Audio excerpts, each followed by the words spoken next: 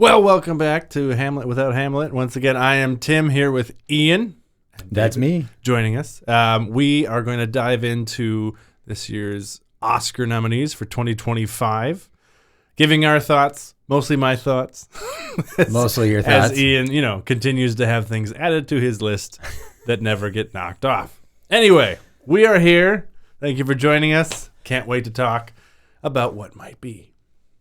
Indeed. So, where should we start?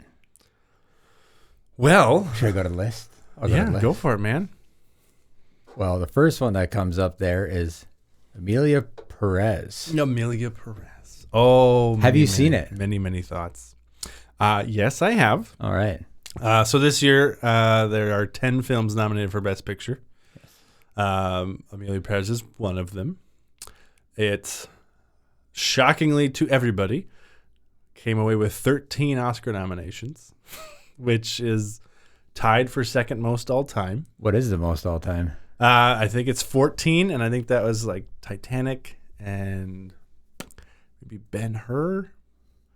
I'd have to look that up. Maybe someone with a computer could verify. I think there's 2 movies that have 14, and then there's like 5 or 6 that have 13. Like Lawrence of Arabia is up there. Lord of the Rings is up there. Lord of the Rings. There's a good one. So it's insufferably fine would be my take on the film. It's basic plot-wise, it's not a bad idea for diving into a film. Essentially, there is this guy who runs a drug cartel in Mexico, and he recruits this lawyer and informs her, I want to become a woman, and I need you to help me do that secretly without telling my wife or kids, and then I'll pay you well. Which, again, as a premise, could be really interesting. How does that look? What is it? The dynamics? But this is also a musical. Huh. And the music is on par in terms of insufferably fine. Most of it is kind of sung spoken. It doesn't necessarily flow in the scene. It's just sort of like we're doing a scene that we stop and sing. So it's not a Hamilton. And then we go in. It's and the songs are not. There's one that has kind of a catchy hook, but the whole song is only like a minute 14 long or something like that. It's nominated for 13, including 2 songs. It's nominated for picture, director, screenplay, editing, actress, supporting actress. People had said that Selena Gomez might be in the talks for a second supporting actress nomination. And it's just befuddling why the Academy would choose this as the one. It feels very much like the Academy, which is getting to be a older contingent, said, hey, this is a movie about a trans person. This will be our golden baby this year. And then they just bought into it. And it feels like maybe they only watched the first 20 minutes, which were okay. And then it just kind of goes downhill from there. Yes. Did you want that? Yeah. What ones have 14? Yeah, so 14, we have Titanic, All About Eve, and La La Land. Okay. And then I see 1, 2, 3, 4, 5, 6, 7, 8, 9, 10 on this list that have 13 nominations. So, from a historic perspective, the Oscars have put this in the top tier echelon of nominated films in history, which, like I said, is hard to wrap my head around. If you've watched the whole movie, there are some people that find it pretty interesting. A lot of the kind of public discourse on it is people from Mexico are not a big fan of it because It shows like negative stereotypes about Mexico, that it's just crime-ridden and drug-ridden and murder-ridden and all that. And then trans people seem to not like it because it holds this person who was the murderer, led the drug cartel, becomes a woman, and then all of a sudden is the saint that's going to save people. And like that's the horse you're going to attach your buggy to, kind of thing. The guy that directed is French, so technically it's coming in as a French film, even though it's 98% Spanish and 2% English. And when asked about, did you do any study about Mexico or Spanish or this culture, is like, no, I know enough. And this was all before the movie came out. It was kind of like a festival darling. And then it shockingly won Best Comedy / Musical at the Golden Globes over Wicked, which I'm still sore about. Because, again, the music, everything in Wicked was infinitely better than this to me. And then more recently, some stuff has come up about Carla, who's nominated, the lead, nominated, the first trans person nominated for Best Actress. But old tweets have resurfaced talking about, black people and other minorities and, anti-Semitic, racist, transphobic, xenophobic, to the point where Netflix is like, yeah, we're not associating with you anymore. We're still going to push the film because we want the awards, but we're literally not even going to fly you to the Oscars. If you want to go, that's on you. Wow. As the star of the movie. And apparently some comment from the director has come out that he says that the Spanish language and specifically Mexican people are less educated and poor, and it's a poor person's language, essentially, is the gist of what he said. So at this point, filming today on February 8th, all of the nominations still stand. No one's been removed or anything like that. I think the Academy has already put out a statement that, like, we wholeheartedly denounce all of this. So it feels weird right now. Yeah, that's... So that was a big one to start with. Well, kick it off, huh? So, but the public discourse is interesting because, again, there's the personal feelings about it, of what it represents and who it's representing, and then there's the personal feelings about it of how is it as a movie, how is it as a film, and it's not very good, to the point where, like, Rotten Tomatoes, which you can take it with a grain of salt, but the critics, which are usually slightly harsher, or they love it, put it at a 75, and the public have it at a 17. Oof. And it is nominated for 13 Oscars. So that's a little... So far I have seen 6 of them, of the 10 Best Picture nominees, and it is easily... When I was watching it with my wife, there was at least 2 times she turned to me and she's like, can we stop? We're like, no, we're going to keep going. Okay. And then at one point we paused it. And she's like, how much is left? An hour. What are we doing?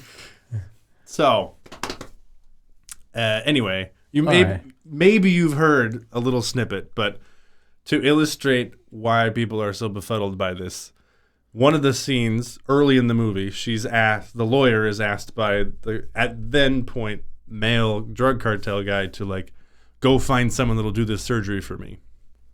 Find out what it'll cost, what it needs, what do I need to do. And she doesn't know much about it, so she flies to, I think it's Singapore or Taiwan, and meets with the doctor, and they're speaking English at this point. And this, like, the start of the song is her saying, I'd like to learn about sex change operation. And he's like, of course. Is it woman to man or man to woman? And she goes, man to woman. And he goes, penis to vagina. literally like that. And it's like, it's supposed to be like feel like heavy and serious, and then they have stuff like that where he's not even singing it, it's off key. It's like, what are you doing? And then they just list off all like rhinoplasty and vaginoplasty and breast augmentation, and it's weird. Yeah, So that's fair. again, it feels like just the premise could have been an interesting film, and then they just took it and went, let's go this way. And somehow, 13 nominations. I've never felt more gaslit by Hollywood to feel like it's a good film than with this one. There's been other ones I'm like, I don't love it, but I can totally see the value other people might find in it. This one is the antithesis of that. So I hope it wins nothing. But Zoe Saldana was really great in it, and she's currently, we'll see what happens with, the Academy might not want to vote for it now with the scandals and stuff. But I don't know how much they know about this stuff. So she had been the front runner to win for Best Supporting Actress. And if she won, I'd be okay with it because I think she's great. I've loved her in so many other things. Oh, yeah. And this is, I think, her first time being nominated. So All right. there's Emilia Pérez. Well, there's a way to break into the first one and Huzzah. talking Oscar nominations. All right. Well, I guess. Just a couple more, just because I'm looking at it. Yeah. Since he had me look it up, so that puts it even. 13 nominations puts it even with Gone with the Wind, Shakespeare in Love, Chicago, Forrest Gump, Mary Poppins, Who's Afraid of Virginia Woolf, and Lord of the Rings: The Fellowship of the Ring. Wow. Yeah. Yeah, and a couple others, but it's above Ben-Hur. Yeah. It's more than Ben-Hur. To be fair, now Ben-Hur was nominated for 12 and won 11 of them, so Right. there is that. Yeah, and like Return of the King was nominated for 11 and won all 11. It just wasn't nominated for that many. But the hardest part right now for me is that it's not like this was a down year and there was no other good films. Like Dune Part 2, which we'll talk about, probably my favorite movie of the year, the most visually stunning movie of the year, feels like it got snubbed because it came out so long ago, and it feels like everything Emilia got should have been Dune. For Dune. But, it came out in like March or February or something. So almost a year ago. So it's not on the top of their minds. But Well, on that note, let's talk Dune 2. Dune 2. Next nomination. Oh, man. It has to be seen in theaters, which I've recommended to you. Yeah, so now I can't watch either of them until the third I'm one sure they'll comes come out. back out, especially if he makes a third one, which I think all signs point to yes, because the money has come in. They've been amazing films. Have you seen them? Yes, both. The Not in spectacle. theater, but close enough to a theater, if you know what I mean. Sure. Your basement with the big screen. Yes. The surround sound. Why Yes. haven't I been invited? Come on over. I just have to do it. Come on, knock on our door. The way that Dennis can show the scale of these planets and yet have the story still feel intimate is incredible. I would say I liked the first one a lot. I didn't love it, but I liked the first one more now having seen the second one. Timothée Chalamet, who I would say going into Dune, I was like, meh. Now I'm like fully in on. And he, as an actor, I now love it. I can't wait to see A Complete Unknown. That's one I haven't seen. He's nominated for Best Actor. But his turn in this one made me like stand up and like, I want to follow that guy. I know he's not going good places because I know where the story goes, but just the intensity he brought to it, the leadership he brought to it, the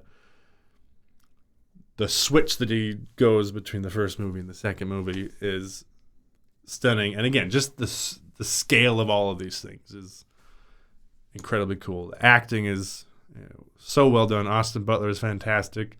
Florence Pugh, who's almost good in everything I've seen her in so far. And Rebecca Ferguson is his mom. Is just the journey they go on in this one is cool. What did you think, David? Did you like one or more or less, or? Well, I liked both of them. I watched them both fairly close together. I think I saw the original one a while back, but then I rewatched it right before 2 became available on Netflix. So, yeah, I wasn't in theater for it. But yeah, I liked the world building. They do a really good job of communicating the difference of the world, the difference of the people, the culture, and how the story evolves based on different underlying assumptions about how life goes. Right? It's a very dark story. It really is. And yeah, dives into human psyche. Yeah. It's pretty cool. I'm kind of curious. Timothée Chalamet does have a Best Actor nomination, but not for Dune. No. Okay. Call Me by Your Name, I believe. Yeah, and a lot of people have mentioned, I'm surprised he got nominated this year for Our Complete Unknown as Bob Dylan instead of Dune. Not that his turn in Complete Unknown is bad. I think it's just more recency bias. But if you compare the two, I think he does more and gets deeper into, having not seen Complete Unknown yet, so I'll stick a pin in that a little bit. But from what I've heard, those who have seen both, it's like I'd put this one at a 9 and this one at an 8.3. So, both great. Both great, but surprising that that's the one. And similarly, like Sebastian Stan, who's up for Best Actor, having played Donald Trump in The Apprentice, could have also been nominated for a movie called A Better Man.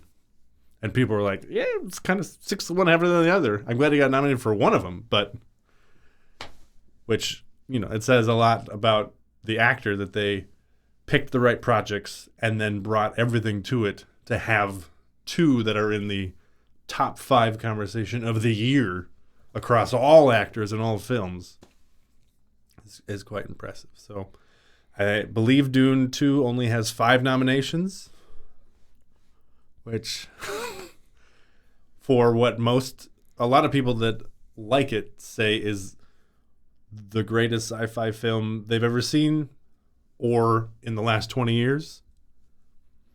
Like maybe since like Return of the King kind of accolades for it to be overlooked like it has been a little bit shocking. And as much as you've followed the Oscars for so many years in your study of film, do you really think that recency bias plays in a huge part or much part to films and their nominations? I do, only because those that are voting in the Academy are actors, directors, and screenwriters that have very, very busy lives. And, they get a DVD screener. That's why I said maybe they've watched the first 20 minutes of Emilia Pérez to get a feel for it and be like, yeah, I could vote for that. But, some of them are on location around the world or doing press junkets or whatever, that if it's not front of mind, they're not necessarily going to be like, oh, yeah, why is that missing? They're just like, oh, these are the 5 best that we as a group put up. So I'll just pick one of these 5. So the inner workings of how they all get picked, I'm not too privy on. I could probably ask my friend Kevin, who's in SAG and hasn't been nominated for an Academy Award yet, but he has been given SAG screeners for the SAG Awards, so he's a little bit in on some of the stuff like that. But if there's any, could we like adjust, or do we need to talk about this one more or anything like that, I am unaware of. So not to play dumb, but SAG, will everyone watching this know what SAG is? Screen Actors Guild. Yes. Mm-hmm.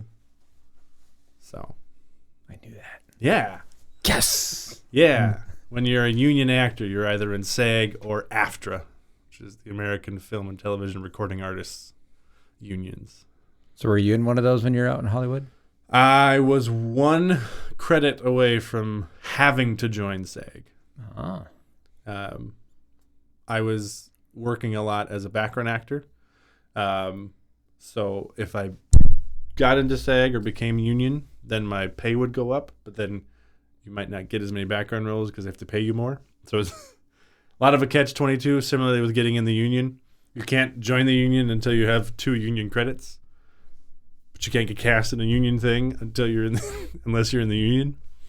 So it's kind of one of those where like you have to be on set, and they have to be like, hey, do you want to say this line? Or do you want to play this featured background part? And then once you do, they give you a voucher. And once you have 2 vouchers, you can member up. And I was at one of 2. So I was a featured background person in a movie called Match Point, where I was the camera guy for, what's his name? Chris Parnell from Saturday Night Live. So halfway there. Almost made it. Almost made it. So there you go. Nice. Well, shall we move on to next? I think so. What do we have next here on the list? I guess we could talk a little bit of a complete unknown, but you haven't really seen it, so it's kind of a complete unknown. It is a little bit of a complete unknown. David, have you? Wow. No. I've heard good things. I'm excited about it. I like Bob Dylan. I don't love Bob Dylan. I have 7 songs of his that I can really jam to. 2 I love, and either haven't heard or don't enjoy the rest. But I'm interested to learn about the story of him. And, Bob Seger and Joan Baez and, we'll see. Ed Norton, he's nominated for supporting actor, playing Bob Seger, and the woman playing Joan Baez is nominated for best supporting actress. So it's hard right now because I think the other 5 that I haven't seen are only available in theaters, which is not cheap, and you got to find the time. So we're working through it. That's totally fair. And I could say the complete unknown is definitely, I have not seen any of them this year, but it would be one of the ones at the top of my list to see. Dune 2 would be first, but somebody told me I got to wait. So, I mean, if it's available, watch one and then go see that. Well, I could watch them both in theaters, but they're not in theaters. There might be a showing. The first year they expanded it from 5 movies to 10, which was 2012, I think. AMC did a Best Picture showcase where you would pay them, I don't know, $70 or whatever, and they did the first 5 movies from like 9 a.m. to 7:30 p.m. on a Saturday, and then the next day you come back into the other 5. So we were all kind of like all in this together. We'd do breaks after like every movie. You'd what a talk day. about it. It was amazing, except for 127 Hours. I don't know if you've seen that one. It's about the hiker that gets stuck in a canyon and has to cut off his own arm. James Franco. Yep. Amazing performance. But they did an incredible sound design thing where he is able to like cut through everything except the last nerve. And when he like touches it with his knife, like the sound design is like just the discordant tunes makes your mind just like and someone in the theater had a seizure. Mid movie. So climax of the film, he's about to like get free, and they're like, lights on, movie stop, paramedics.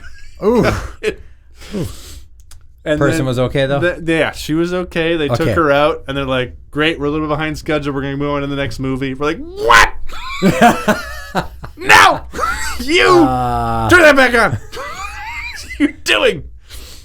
So we saw him escape, and then we got back on schedule. But they'll have something like that if you wanted to catch up on all of them real quick. Yeah, but if I want to do that now?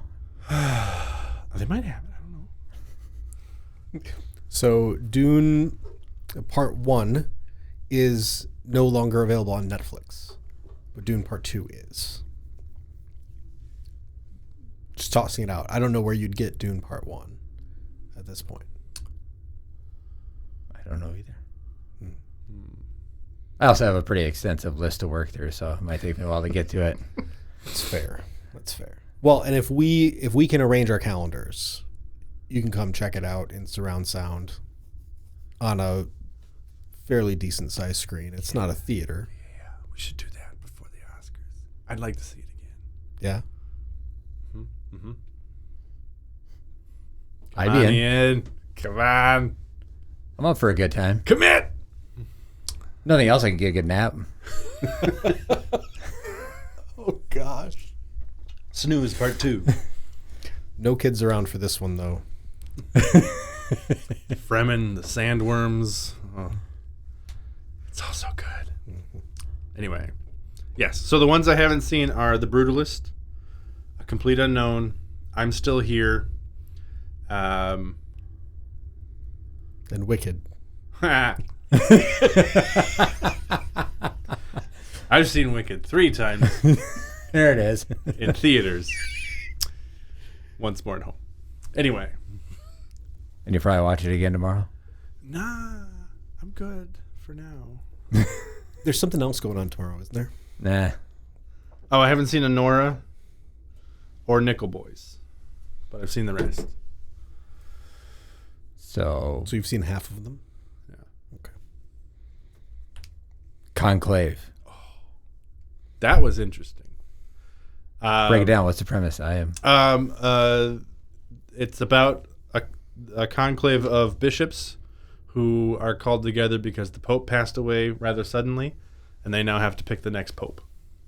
Essentially, it's kind of like 12 Angry Men about the jury trying to decide if this guy's guilty or not, but popes trying to decide who the next pope should be, or bishops trying to decide. And there's people jockeying to be the next pope. There's other people who are saying they don't want it. There's malfeasance going on. There's stuff under the table. There's unknown things. So it's like a little bit of a slow plotting, well acted thriller of sorts, but it's PG. There's no swearing. There's no sex. There's no violence. It's just who are they going to pick and how they do that. And Ray Fiennes is amazing in it. Stanley Tucci's fantastic. He's nominated. John Lithgow's in it. Isabella Rossellini. She's a very small part, but she was great. She's nominated, I believe, for supporting actress. Maybe not. I could be getting that wrong. I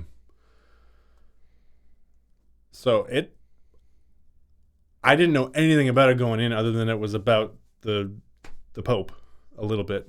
And I found it to be really intriguing, kept my interest the whole time. There's a bit of a twist at the end that is okay. You don't really see it coming, and then when it happens, you're like, okay, I guess, sure, all right. But it doesn't like ruin anything. It's just sort of like way out of left field. That, having a twist slightly less out of left field would have been fine too. But everything that led up to it was so well done that I wasn't mad at it. So, recommend. It was, 7.6 out of 10 for me, probably. Well, it sounds like that twist that they threw in there was probably the perfect twist if they're going to have one, pushing it to the point of,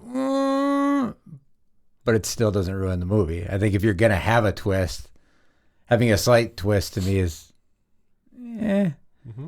And if you totally take the film in a direction that ruins everything that was done for the last 95% of a movie, that sucks. Mm-hmm. But if it's enough where it pushes you, you're like, yeah, that intrigues me a lot. Yeah.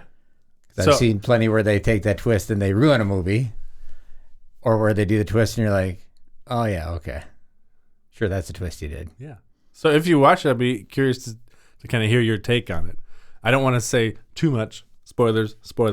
But it's one of those where like they're already done with their process, and then it's like, oh, now what? Kind of thing. So I'll leave it. Yeah, I'll leave it there.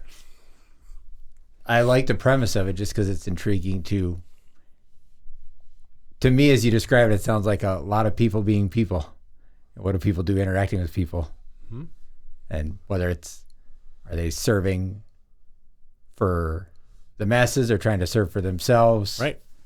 Yeah, and there's a lot of that too. It's the study of human frailty, and what is the role the Pope actually mean, and what can you actually bring to that if you're a flawed person, and how flawed is too flawed. And then there's actual factions within the conclave of there's the more liberal bishops and the more conservative bishops, and they kind of battle each other. They kind of each have their own champion, and one's like, we need to get back to where we were, and one's like, we don't want to go back. And so it was good. It was surprisingly good. So. And as you're saying that, all I'm thinking is Hunger Games, I offer myself in tribute kind of thing. That's where my mind went. Yeah. With so less Ray Fiennes, who's nominated for Best Actor, he plays like the leader of the conclave. Like, I don't see how they don't go into if like he's more of a higher level bishop or if he's just the named one that leads the conclave, but he's kind of spearheading. He kicks it off each session with a little bit of a homily or some type of sermon, and then they do voting and they discuss and go from there until someone has a majority. I think it's like 103 of those bishops, and you need 72 or something like that. But wow, so it's good, intriguing, some twists and turns. And so you haven't seen Nickel Boys? No, I'm Still Here. Not yet. The Substance. The Substance. Whew. I am shocked that the Academy picked that one. Not because it's a bad movie, but it's the type of movie that even if really, really good, which I think this one is pretty good, but even if really, really good, the Academy is like, we don't nominate stuff like that. So it's a really well acted, interesting premised body horror movie.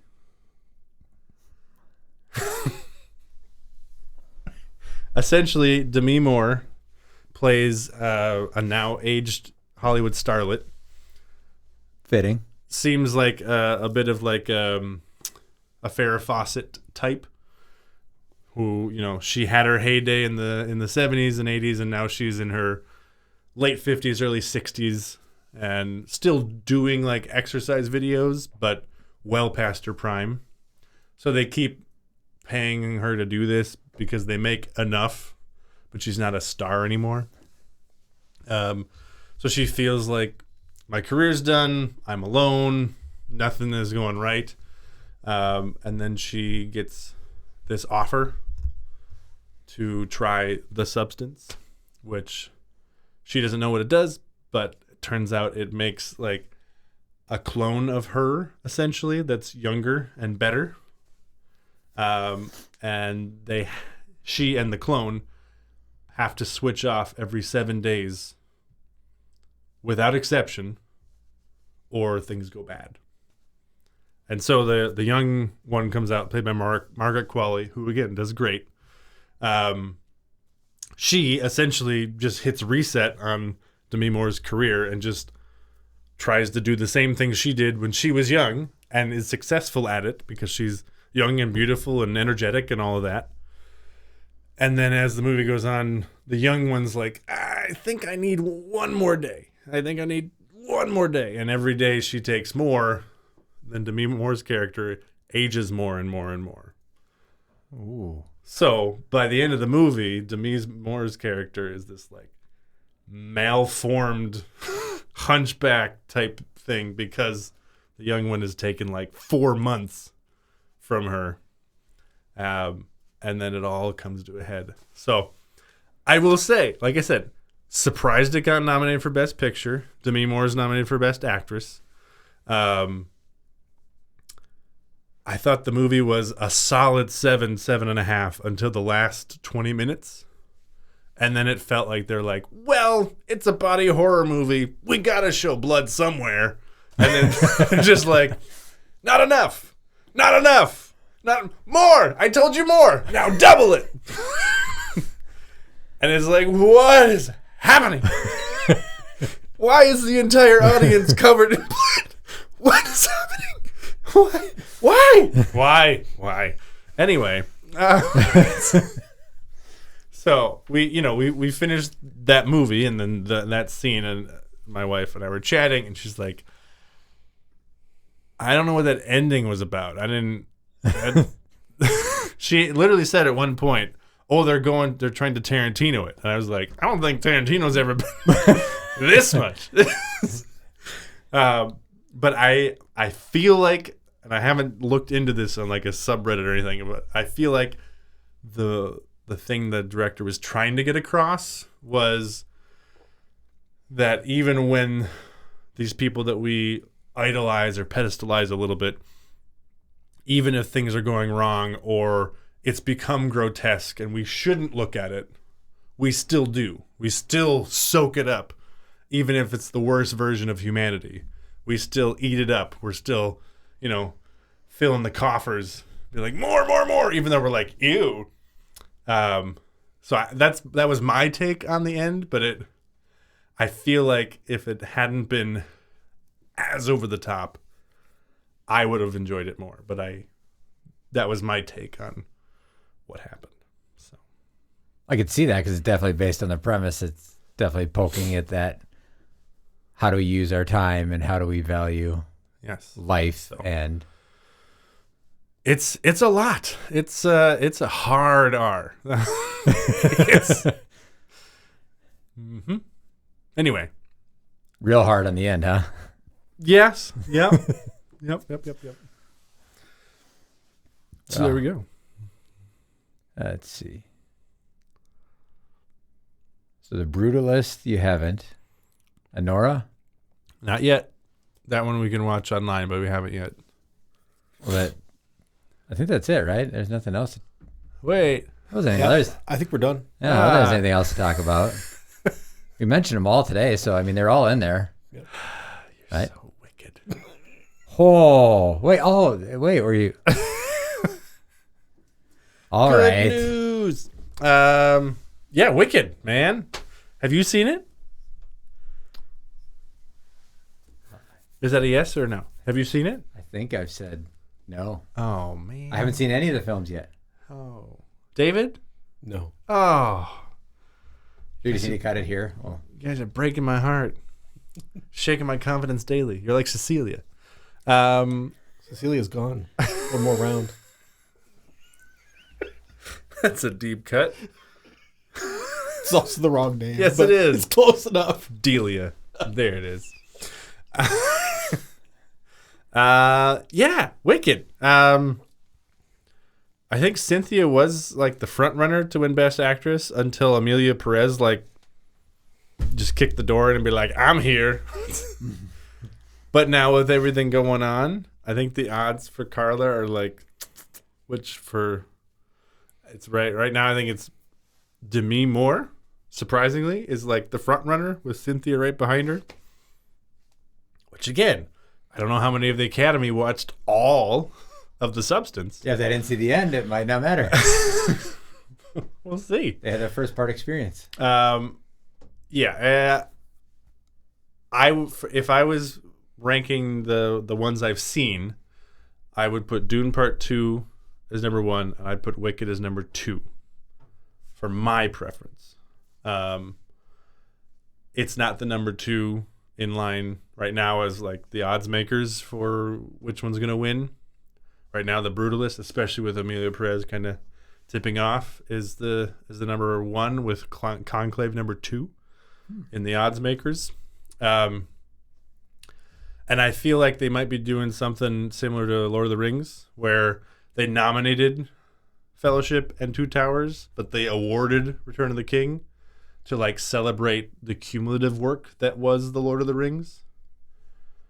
So, the early two won a lot of the technical awards, makeup and visual effects and all that, editing and sound. But Return of the King won everything it was nominated for. Like, we know you're coming back. We know we can give you some. So I feel awards like later. they're doing something similar, waiting for Wicked Part 2, which comes out in around Thanksgiving.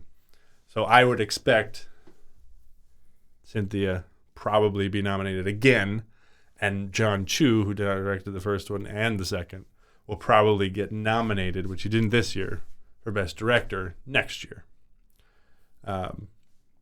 We'll see what else comes out. You know, there's a lot of big sequels coming out this year, but those don't usually get nominated. Dune Part 2, currently an exception. Wicked Part 2, if it's as good, would be an exception. But, we got like Shrek 5 and Zootopia 2 and Frozen 3 and Toy Story 5. Those are all coming in the next year or two. Avatar, 3 now? 3. So I feel like they're kind of holding off a little to award later, which is fine. I kind of get it, but I also like if she was the best actress this year. Yeah, I'm gonna. You should award her that. The best should go. The best, regardless. Right.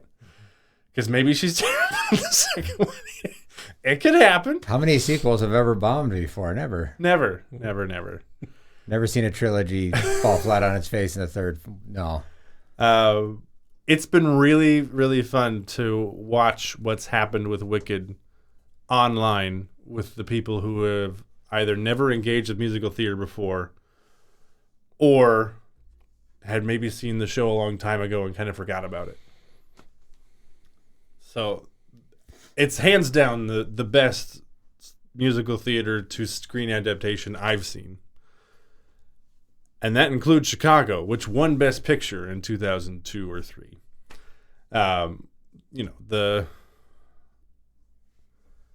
They had to make it 2 movies, but they added stuff that was important that felt missing from the show that let the story have more room to breathe and the characters feel more real because you're right here instead of 6,500 feet away from them on stage. So some of the more intimate moments between characters have a lot more weight and gravity. And a lot of the deleted scenes that have come out have been amazing.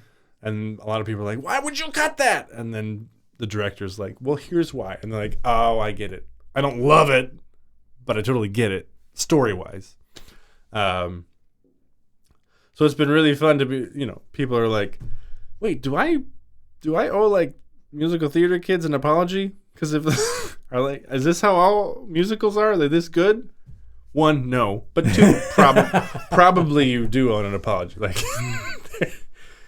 the way, we talked about this last session, but the way that musical theater can speak to you if you engage with it is incredible. And seeing the way that this story has been brought forward to today of, those who are othered and seen as different and ostracized, and how that story can be related to today, even though it was written, originally by Frank L. Baum, then updated in the 90s with Wicked, and then written as a musical in 2000, and now we're in a movie in 2024, and it's still relevant and engaging, and the music is stunning, and the visuals are incredible.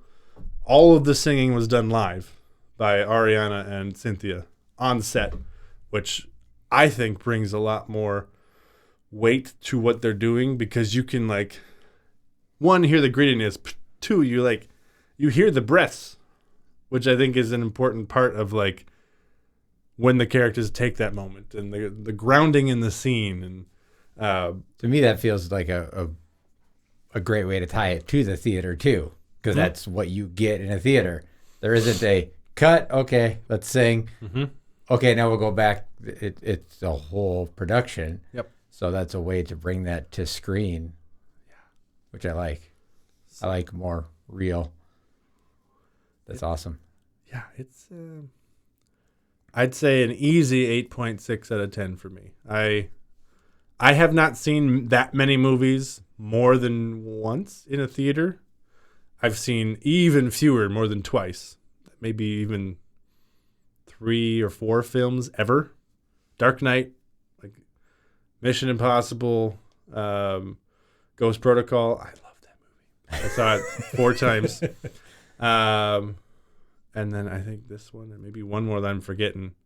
I think I saw Inception like 3 or 4 times in theaters, just because that, again, the theater experience for something like that is worth it. So to be able to see something that I've loved since I was in junior in college when it first came out, that I got to see with my family when it was here, that I've listened to for the last 20 years, and to see them do it with love and affection and do it so well and make the musical better but be different was phenomenal. And I can't wait for part 2. Well, that's awesome.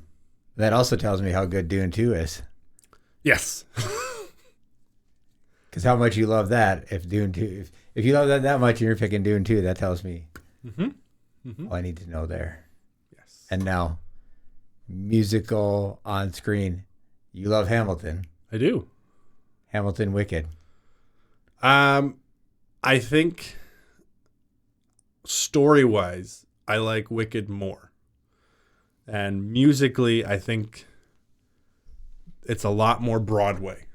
There's a couple big showstopper numbers in Hamilton, but quintessential musical theater, Broadway has it in spades, with those belting numbers of The Wizard and I and Defying Gravity.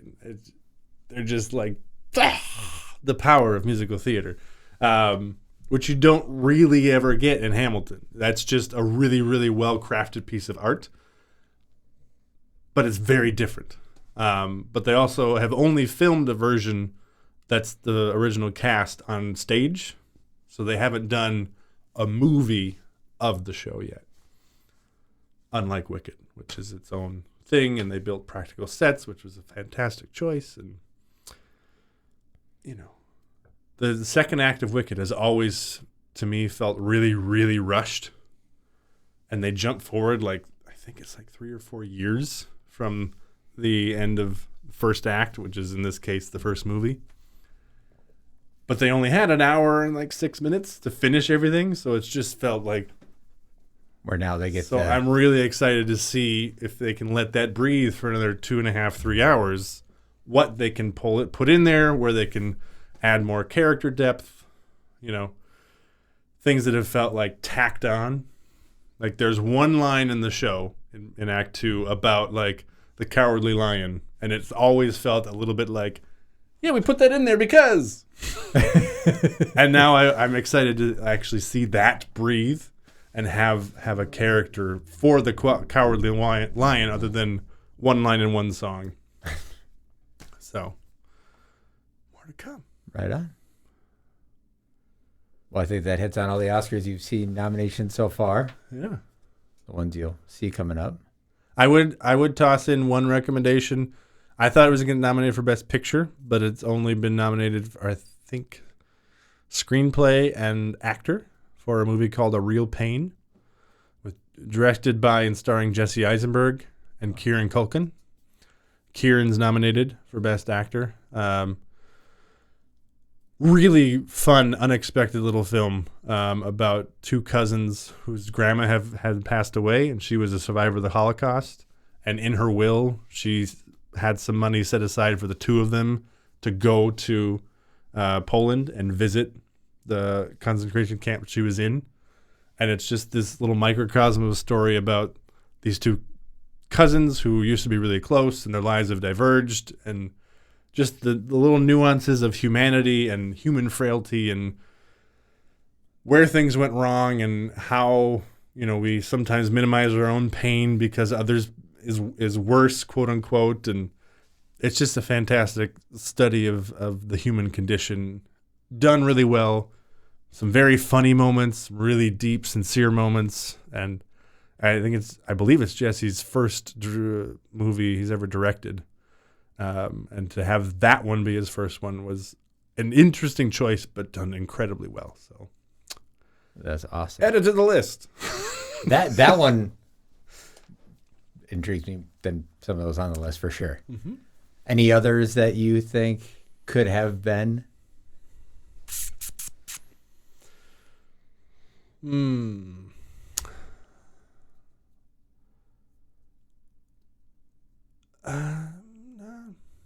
nothing sticks out.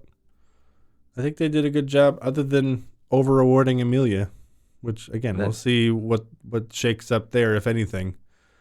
I mean, there's been other movies that have been nominated for 10 awards and won none of them. So this could be something like that. Well, and all the negative press around it for sure. Yeah. That's interesting to hear, just with your experience in the world of acting and being behind the scenes with all that. And I know we've talked in some of the years, you felt like a lot of the films didn't fit, and there's films that should have been in there. So to hear that you don't have a bunch that are off the list that you feel deserved it. Yeah, nothing yet. But there's a lot of films I'm excited about this year, but very few of them I would expect to be Oscar nominees, especially for Best Picture. But like The Last Mission Impossible. Whew. I mean, we've been waiting 2 years. But And when does that come out? I believe it's July 3rd. Ooh, I gotta get to work. Put on the list.